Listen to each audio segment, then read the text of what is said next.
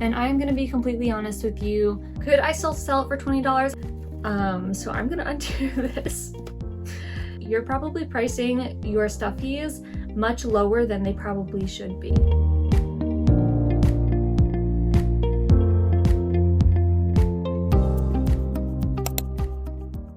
Hi, my name is Sabrina and I am the owner of Stuffies, and I make cute chunky finger knit stuffies and DIY kits and video tutorials and patterns to share with all of you. So today I want to sit down and do kind of a knit and chat with you, which is going to be a Q&A based video. So today I have to work on an order for a large Willy the Whale. So I'm going to be making Willy the Whale as I am sitting down and talking with you and answering all the questions that you guys sent in over on my Instagram. So let's go ahead and jump right on into knitting. If you have a project that you're working on, go ahead and grab that and knit along with me, or whatever project it is that you're working on, as I just answer these questions. So let's get right on into the first question, which is, what are all the brands that you use for your yarn, and also where I get my yarn? So I use a number of different brands for my yarn.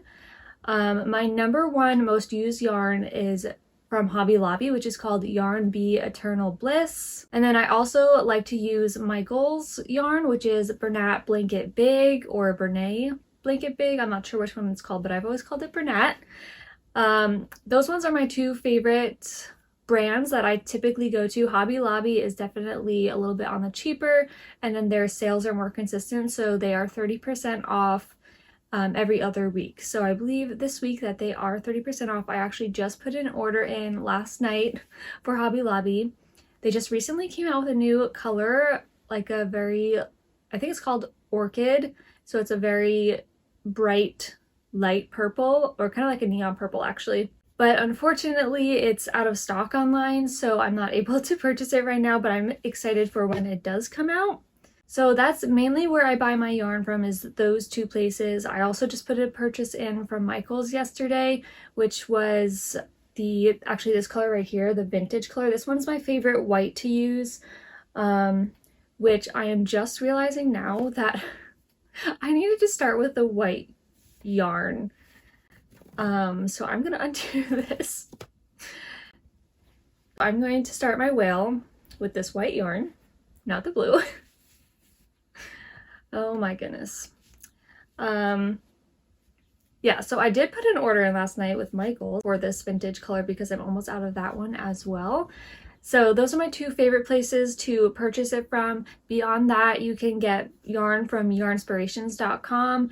This is it's the Bernat Blanket Extra Thick, which there's also like a bunch of different types of yarn. So they have like a perfect phasing yarn, Celeste yarn. They recently came out with a frosting color yarn. So they have lots of different colors, which I love. So this is the brand that used to be at Joann. So now that Joann is closed, I purchased that type of yarn on yarnspirations.com, and those skeins of yarn are absolutely massive. It goes up to like 72 yards of yarn in just one skein. So absolutely massive.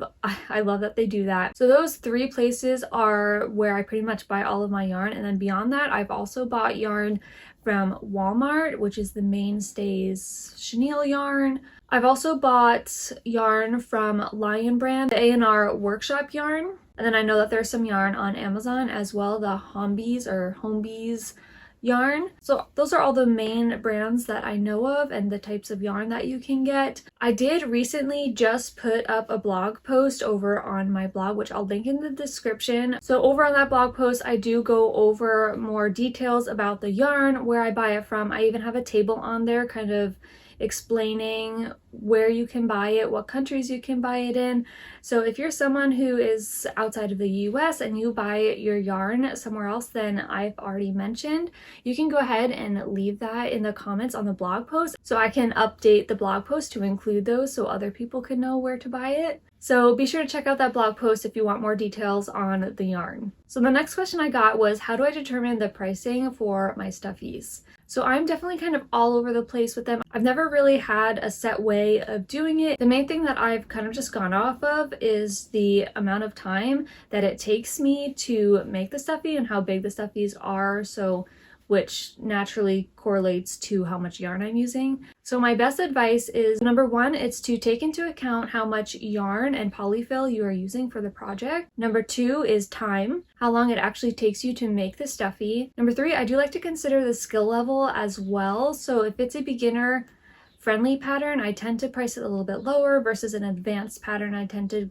price it a little bit higher, which I think naturally it does kind of go into the time category, although you can make a beginner friendly stuffy that's huge. So there's a little bit of a difference there as well. So as you go ahead and develop your skills and you're starting to learn more advanced techniques, I feel like that kind of helps you be able to raise your price. So as you're kind of refining your skills and you're creating better products, I think your customers are going to be paying for a better overall product. So that's also kind of what I mean by skill level. It's not just a beginner friendly pattern versus an advanced level pattern, but it's also just how well you are knitting. So when I first started making stuff, my stuffies just did not look as good as my stuffies do now. So I definitely feel like now I am offering my customers a better, cuter looking stuffy than I did when I first started, if that makes sense. So I did also want to mention, and this is not something I necessarily recommend. So when I first started, I was very slow at making my stuffies, especially when I was starting to design a pattern. So an example would be my mini bee. It used to take me probably 30 minutes to create a mini bee, and then once I got it down, so like now I am making my mini bees in 10 minutes, just over 10 minutes. So I am able to really cut down on the time that it takes me to make my mini bees. So when I first started selling my mini bees, I was selling them at $20, which now it just does not feel right for me at all to be selling them for $20, because it takes me such little time compared to when I first started.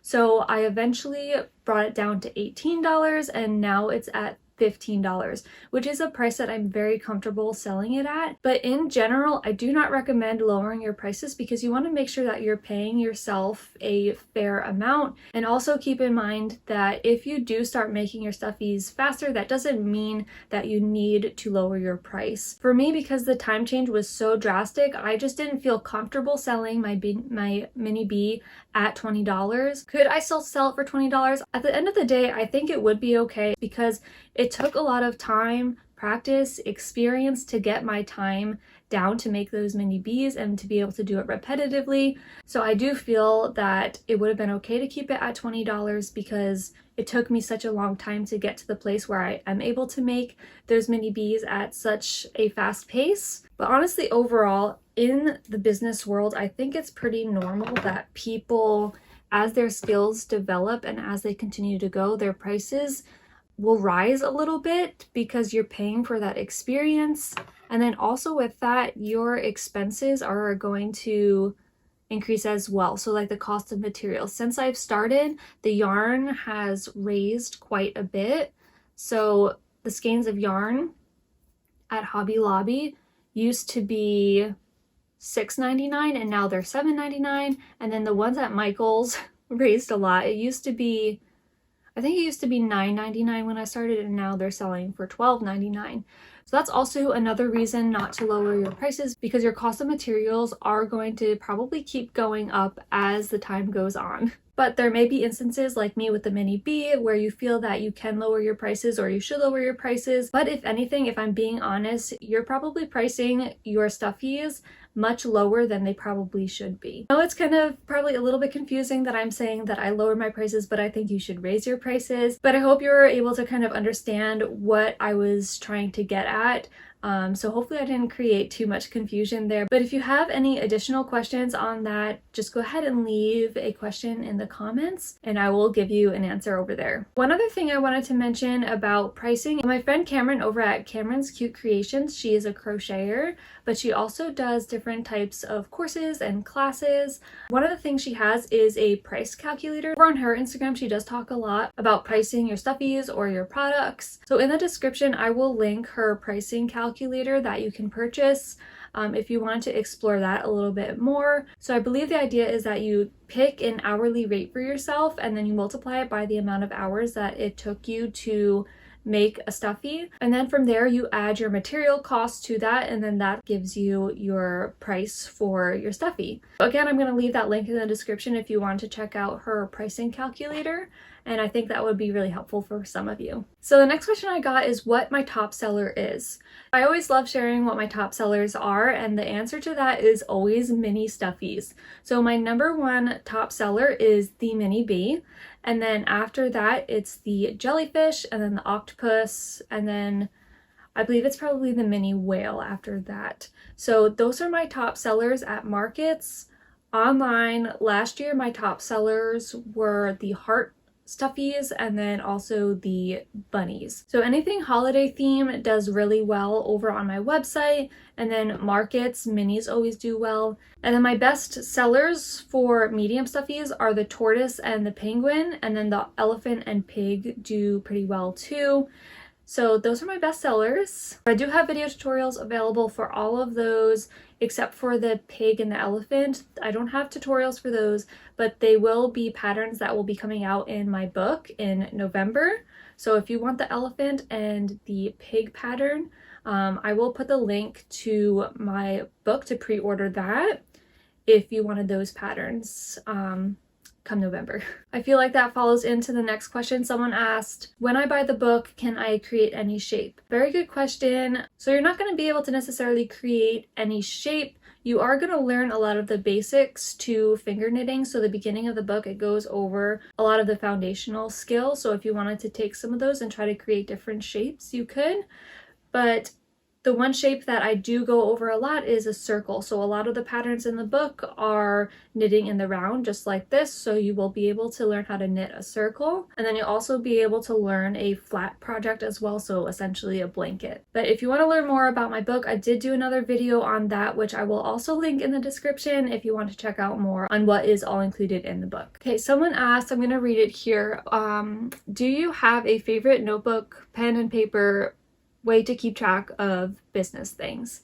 So I don't have just one thing, but I have multiple things that I keep track of, and everything kind of serves a different purpose. The one thing that I use when I'm in a really busy season to keep track of orders is this little whiteboard here, which I used for writing out the questions. For keeping track of orders, I love to do the whiteboard, and then I'll also use that for kind of to-do items as well, again in the busy season. So that last quarter of the year, fall, things get really busy, so I need to be able to keep track of my orders, and I love to be able to just write it all down, and then as my husband and I are packing kits specifically, we love to just erase the kits as we pack them. So beyond that, to keep track of business finances, I use Google Sheets. I also keep track of who does my tester calls over on Google Sheets as well. I have a little list there just to keep track who has tested for me and who hasn't tested for me, so I know for the future. And then also on Google Sheets, I also keep track of my inventory, so that way I know what I have for markets. Everything there is pretty basic. It's not very fancy at all. It's just lines and lists going down. Pretty simple. Beyond that, I use the notes section on my phone to keep track of to-dos, keep track of patterns. I use that for when I'm at markets. I just mark it down quickly on the notes on my phone. And then I also use the sticky notes function on my laptop as well to keep notes and tabs on things. Also, if I'm working on a pattern, I will quickly just write that down on the sticky notes on my laptop, and that is pretty much it for all I use for keeping track of different things for my business. So the next question I got was, where can I learn how to make a chunky knit blanket? Great question. I love answering this question. If you want a very basic tutorial, you can go and find one on YouTube. There's tons of them out there. And then also over on my Instagram, I have a lot of different free resources, which are a bunch of different videos, if you scroll through my Instagram, of different tips and tricks. I do have tutorials from start to finish, which again, very basic, very simple. It's only like a minute long, not a lot of details, but there are people who can look at those and then create a whole blanket from them. If you're someone who is looking for something that is more detailed, where all of the information on making a chunky knit blanket is laid out for you, full-length video tutorial full of details, full written instructions with tips and tricks, notes throughout the written instructions, full picture guides. That includes 3 different blanket patterns. I do have a blanket course available, which I put a lot of work into. So that way, when you do get the course, it does give you all the information that you need on making a perfect blanket kind of right off the bat. So that's available on my website or my Etsy shop as well. So those are all the places where you can learn how to make a chunky knit blanket. Someone asked if I have thought about doing tutorials on YouTube. So I do have one tutorial on YouTube, which is a stress ball buddy, which you can go over and check out if you would like. And then the short answer for that is yes, I would love to put up some more YouTube tutorials. It's just a matter of figuring out which one I want to do next. I think I do have an idea for the next one. When I do put out patterns on my YouTube channel, I do want them to be fairly easy and basic, one that's not going to take me a ton of time, not one that has a lot of detail. So I feel like also that if I'm putting up a video on YouTube, I have a feeling that a lot of beginners are going to be finding this video and they're kind of learning how to do it for the first time. So I want to make sure that these tutorials that I'm doing are very beginner friendly and that they're also done at a beginner pace as well. And then beyond that, I am hoping to do more videos in the future where I am teaching kind of more of basic steps and foundational skills, not necessarily patterns, but videos that are going to share and teach you how to do basic things. So for one, making a chain, making a slip knot, how to increase, how to decrease. So it's probably just going to be a series of just foundational skills on how to finger knit, but not actually doing a pattern. So it's a great way for people to practice their skills before they move on to a pattern. So that also would include learning how to do different stitches as well. So I think that would kind of be fun and something that might interest people. Yeah, so that's kind of my thoughts on doing more tutorials on YouTube. The next question I received was, what information do I put on my tags and also my thank you cards? So I'm actually currently out of my thank you cards. I need to order more. I just finished kind of redesigning my thank you cards. I will put up a picture on the screen so you can see what my thank you cards look like and what information that includes. And then I'll show you what I have on my tags that go on my stuffies. So quick update on my knitting so far. I finished the body of the whale and I have 3 fins so far. I have 1 more fin to do before I add them to the whale. So this is my tag. I don't know if you can see that. Hopefully you can see that. But it just has my logo, Sab Stuffies, and then it has where you can find me on social media. So it has my handle on it and it has a little Facebook and Instagram icon. And then right below that, it has my website on there. And then on the back, I leave plenty of space to write on it the name of the stuffy, the price. If I'm going into my consignment store, I put a sticker on there with a little barcode. So that way I have plenty of room to add that sticker. And then at the bottom, it says, never leave a baby or young child unattended or unsupervised while this product is in use or within reach. So basically just a little disclaimer and a safety statement for parents or caregivers. So the next question is, how do you balance it all? And I'm going to be completely honest with you, I do not balance it all at all. I feel like there's always something that's going to be falling short. There are going to be needs that aren't going to be met on, whatever my responsibilities are. So obviously I have my business, I have my 2 kiddos, I'm married, there's other life responsibilities, friends, socializing, all of that. And it's a lot. Running a business while trying to do the rest of life is hard and it's not easy to balance it all. And I am very thankful that I do have help. So I have my husband who is incredibly supportive. He helps me, as I mentioned before, with DIY kits when orders start coming in like crazy. He's there to help me at nighttime after the kids go to bed. We do have babysitters that come throughout the week. So I do have up to 8 hours of babysitting time throughout the week. But then there are times when, the kids are sick, the babysitters aren't able to come that day. So like last week, we did not have our babysitters come at all. So I had 0 hours of babysitting time for my kiddos. So that week was very busy because it was not only did we not have any babysitters that week, but I also had a lot of stuff to get done on the business side. So that was a lot last week, and I feel like things were just falling short. Household chores, there are often things that just get pushed aside. We often have a sink full of dishes, laundry every week. We get backed up on laundry, but my husband comes home and on the weekend, and he just helps me with those household chores. He works full time, but when he's home, he's on 100% of the time. I will say my number one priority are my children, of course, and taking care of them. You know, there's also just hard moments, of course, where I need to be working on business stuff, but, you know, my kids need me. So business stuff needs to get, pushed aside for the time being so I can handle whatever situation that my kids need and be there for them. So yeah, I definitely don't balance it all. There's always something that I fall short on at the end of the day. Most of the time it is the chores around the house that need to get done.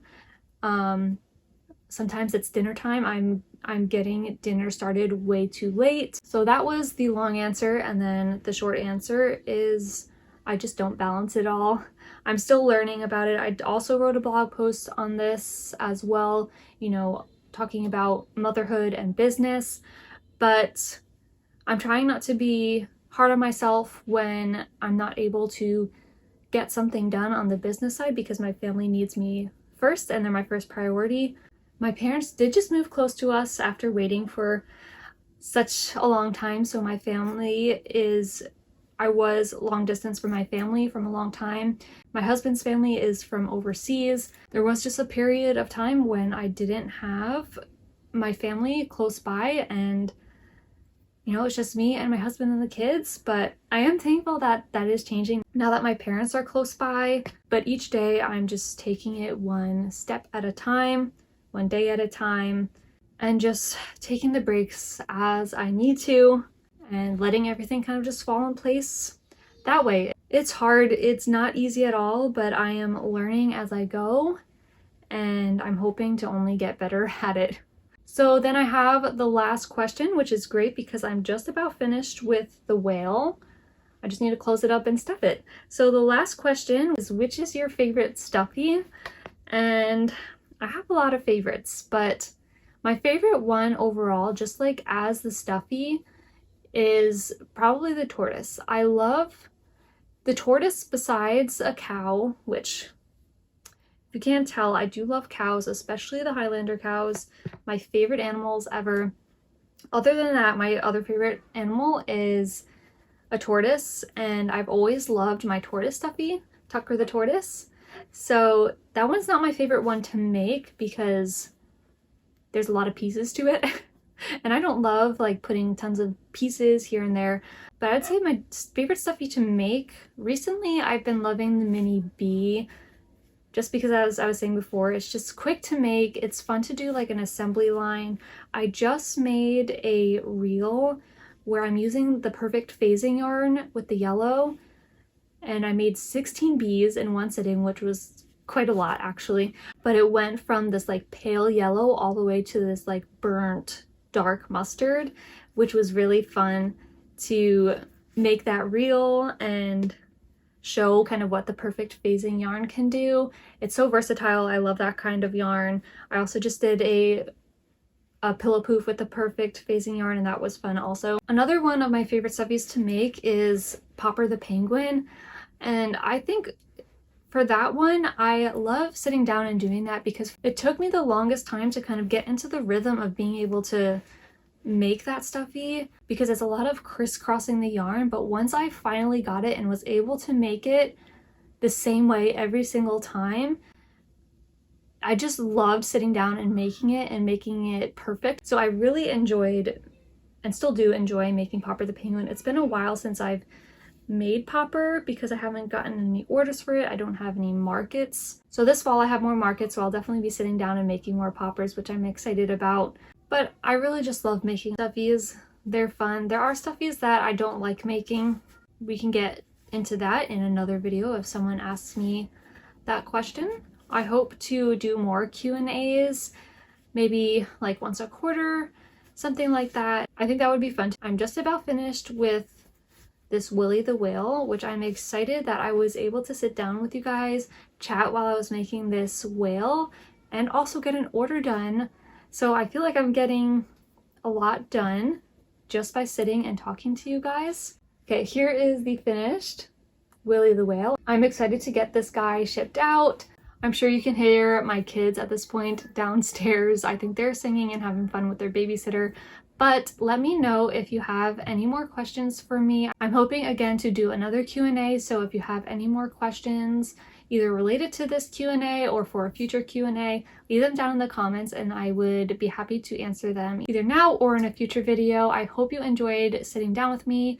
If you were knitting while you were listening to this, let me know down in the comments what you were knitting. I would love to know. I'm always so interested in knowing what you guys are knitting, what's on your fingers or your hook or your needle, whatever you're doing. And thank you so much for joining me on this Q&A and helping me get through knitting Willy the Whale. I'll see you next time. Bye!